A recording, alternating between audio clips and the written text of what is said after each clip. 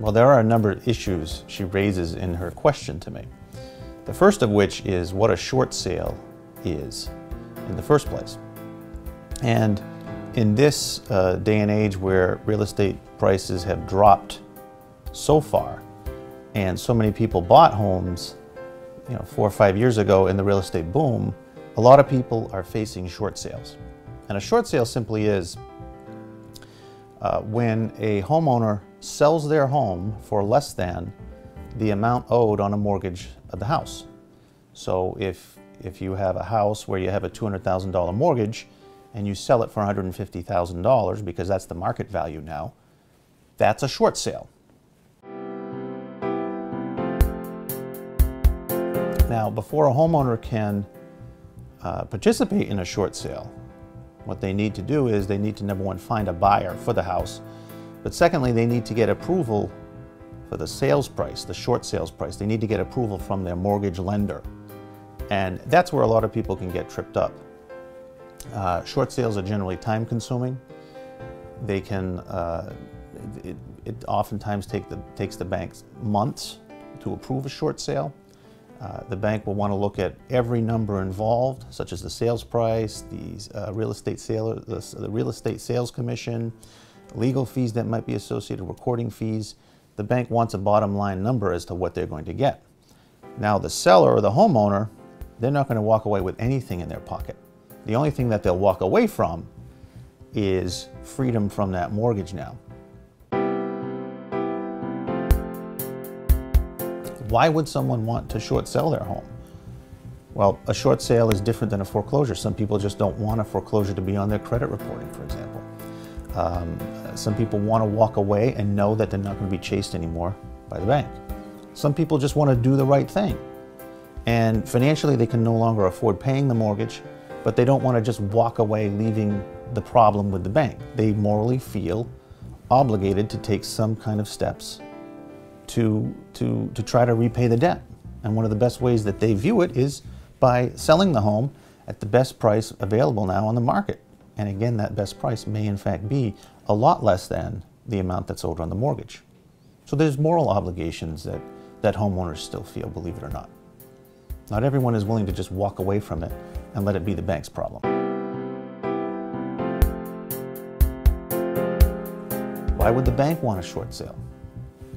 Banks want short sales so that they don't have to go through the foreclosure process. They don't have to carry the home on their books. If they approve a short sale, they can write that debt off. There might be some government insurance available to the banks that will pay them for any losses that they suffer. The banks don't have to worry about maintaining the property as a bank-owned property.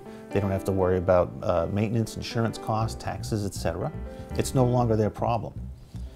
The approval process can take a long time, though, because oftentimes the bank that you're dealing with is really just a servicer of the mortgage, and they have to get approval from investors on a short sale. They have their own policies and procedures that they need to go through to get the approval on their end.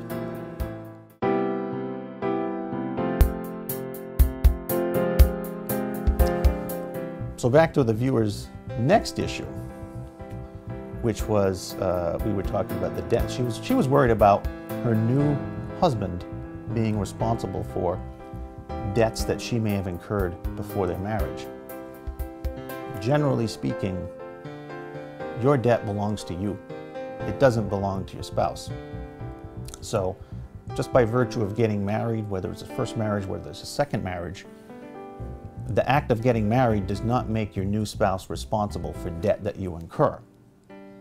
If the spouse signs that they'll be responsible for it, so if they're a co-signer or they're a guarantor, then they can be responsible for it.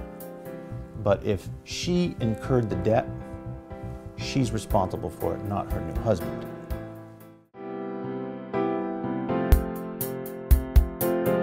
Deficiency, when we're talking about mortgages, is the difference between the mortgage amount and, in this case of a short sale, the sales price.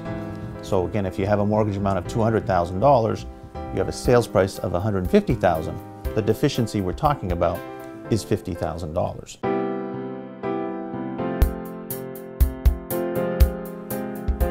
Are people generally liable for deficiencies? I think was another question we had. Whether or not a person is liable for a deficiency may depend upon whether they are in a judicial foreclosure state versus a non-judicial foreclosure state. In a judicial foreclosure state, you'll recall, is a state where a bank has to go to a court and get approval by the court before they can go ahead and foreclose. A non-judicial foreclosure state is the exact opposite. The bank does not have to go to the court to get approval to foreclose. Generally speaking, and I say generally, this is not intended as legal advice, but generally speaking, in non-judicial foreclosure states, if the bank forecloses without going to court, they usually cannot chase after a homeowner for the deficiency. Usually. I would not rely on that, though. You need to check every state's laws. In a judicial foreclosure state, however, where the court approves it, if there is a deficiency, the homeowner can be responsible for that amount. So our viewer needs to be aware of whether or not she's going to be responsible for a deficiency. What's important for her to remember is if she's getting approval for a short sale, she wants to be sure that she also gets approval, or that she's going to get a release or waiver of any responsibility from any deficiencies.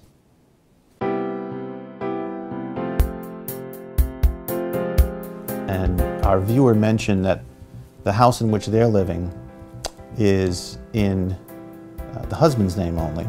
She had a condo in which she was living before they got married. In the example, the husband has 2 kids from a prior marriage, and she has her own kid from a prior marriage. Now, the husband may have a certain interest in how that home were to pass on, or the equity in that home, how it's split up if he were to die. If they haven't done any estate planning, then the laws of the Commonwealth are going to control how his estate gets passed on. And the way the laws control may not be how he wants to see his estate passed on. So in second marriage situations, estate planning is crucial. Probably more crucial than when you first get married, in your first marriage. And it's probably more crucial because generally in second relationships, people are coming into those relationships with a lot more baggage. I say baggage, but they're coming in with real estate from a prior marriage. Maybe they're coming in with a business that they've been running for years that they ran through a prior marriage. They're coming in with kids from a prior relationship or a prior marriage. These are all major factors that need to be accounted for when you're doing estate planning in a second marriage or a second relationship situation.